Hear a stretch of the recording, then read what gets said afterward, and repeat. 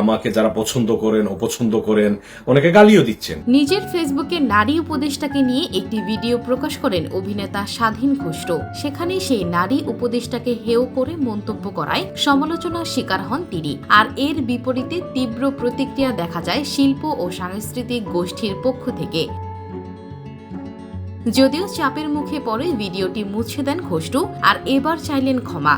নিজের ফেসবুকে স্বাধীন খুসরো লিখেছেন, গতকাল আমার ছোট একটি ভিডিও পোস্ট করা নিয়ে অনেক আলোচনা সমালোচনার উত্তাপ ছড়াচ্ছে। এখানে কোনো নারী কেন, নারী পুরুষ বলে কোনো কথা না, সমগ্র মানব জাতিকে সম্মান করি। এরপর লেখেন, কাউকে আঘাত বা আক্রমণ করার বিন্দুমাত্র ইচ্ছা বা উদ্দেশ্য ছিল না। এটা ছিল গত কয়েকদিন থেকে ঘটে যাওয়া কিছু ঘটনা থেকে জমে ওঠা আমার একান্তই ব্যক্তিগত ক্ষোভের বহিঃপ্রকাশ মাত্র।